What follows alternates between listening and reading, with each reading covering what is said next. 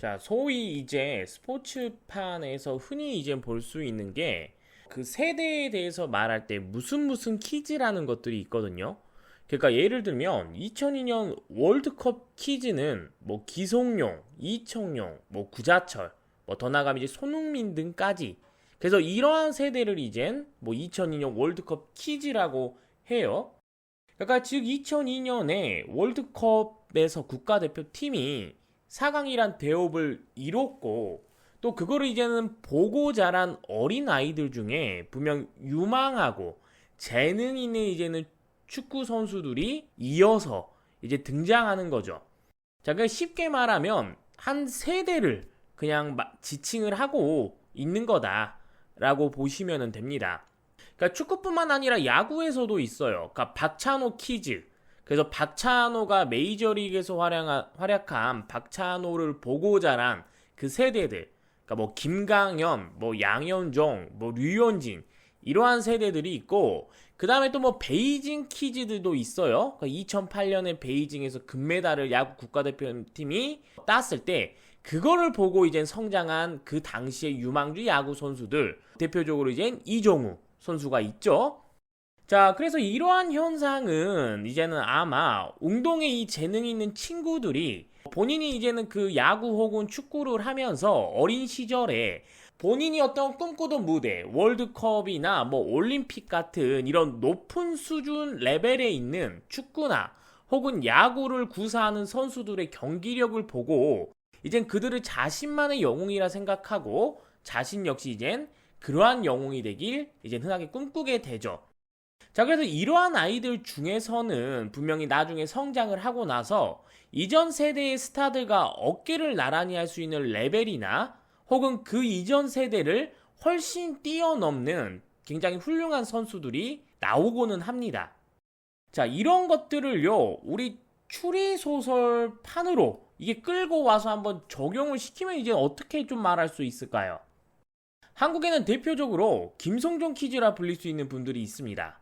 하지만 이젠 이 김성종 퀴즈 이후로 세대가 끊어져 있었다 라고 보는 게 제 입장입니다. 제 내피셜이에요. 그래서 이러한 김성종 퀴즈 이후에 별다른 이젠 세대 교체가 이루어지지 않았어요. 그러니까 야구로 들면은 박찬호 퀴즈가 있고 그 다음 세대가 이젠 베이징 퀴즈 세대들이고 이것들이 있어야지만 이 세대 교체가 좀 원활하게 이루어져요. 좋은 선수들끼리. 자, 그런데 우리 추리 소설은 김성종 퀴즈 이후에 그 중간 세대가 약간은 끊겨 있었다. 약간 부재의 상태였다. 라고 볼 수가 좀 있다라고 생각을 해요. 그러니까 한마디로 좀 쉽게 말하면 뭔가 큰 변화를 이끌고 혹은 이제는 이전 세대와 그 다음 세대끼리 서로 뭔가 부딪히면서 함께 뭔가 담론을 나누고 성장할 수 있는 그러한 기회들이 부재 상태에 가까웠다라고 이제는 할 수가 있는 거죠. 자, 야구나 축구를 보면은 그래요. 그러니까 박찬호를 보고 자란 박찬호 키즈의 야구 선수도 유망주 세대 때와 베이징 키즈라고 불리는 베이징 올림픽 금메달을 보고 자란 그런 유망주 선수들 간에 두 전혀 다른 세대는 분명히 훈련법도 다르고 그 분위기도 좀 달랐을 거예요, 분명히.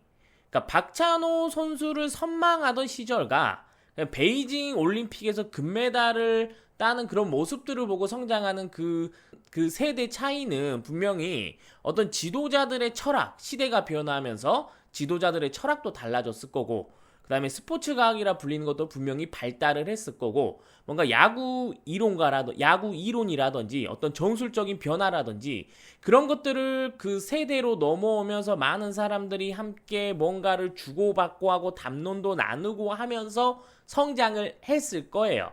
근데 우리 그 추리소설, 우리 국내 추리소설은 제 생각에는 김성종 퀴즈 이후로 한 몇 년간은 이 세대가 약간은 좀 붕 떠있는 느낌이었어요.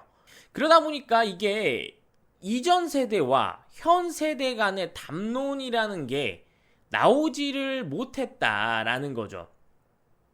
그러나 수십 년 전에 우리가 한번 생각을 해봐야 될 건, 여러분들도 이제 모두 기억을 하고 있으시겠지만 수십 년 전에 일본 추리소설이 국내에 굉장히 크게 유행을 일으켰던 적이 있죠.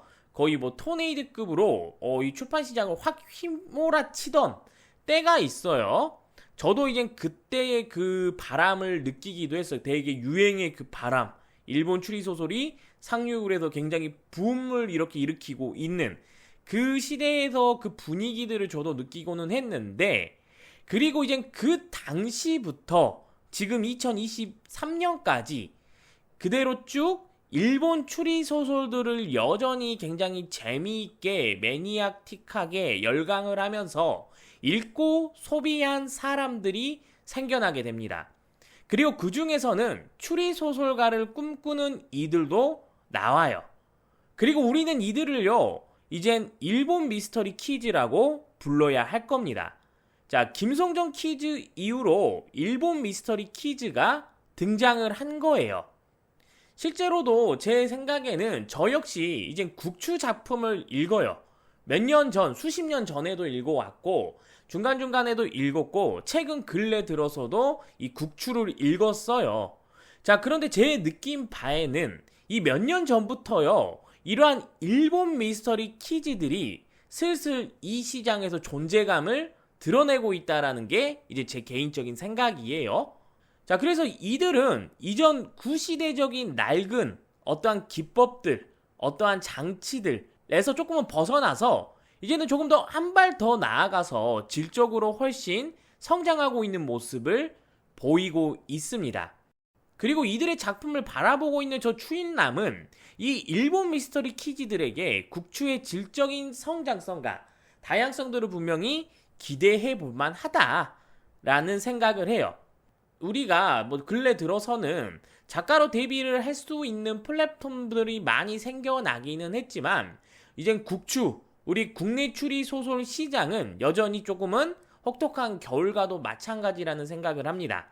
자, 이를 극복하기 위해서는 결국 어떤 작가의 뭐 개인적인 노력, 그리고 성장, 그리고 좋은 결과물들을 결국 독자에게 제시를 해줄 수가 있어야 되겠죠. 자, 그리고 이 제시, 무엇을 제시하느냐는 이젠 이 일본 미스터리 키즈에 속하는 작가분들이 어깨에 짊어질 가장 큰 숙제가 아닌가 싶어요. 근래 들어서 이 세대에 속한 작가님들의 작품에 분명 일본 미스터리적인 혹은 일본적인 뭔가 색채들이 들어가 있어요. 자, 그런데 이제는 이 세대분들, 일본 미스터리 키즈라고 불리는 이 작가님들이 서로 간에 분명히 어떠한 의견을 주고받고 어떠한 담론을 일으켜서 조금 더 새로운 것들을 보여진다면, 우리가 이젠 김성정 키즈 이후로 계속해서 이어졌던 기나긴 그 부재의 상태에서 벗어나 일본 미스터리 키즈들이 분명히 새로운 어떤 것들을 만들 수 있으리라고 저는 생각을 합니다.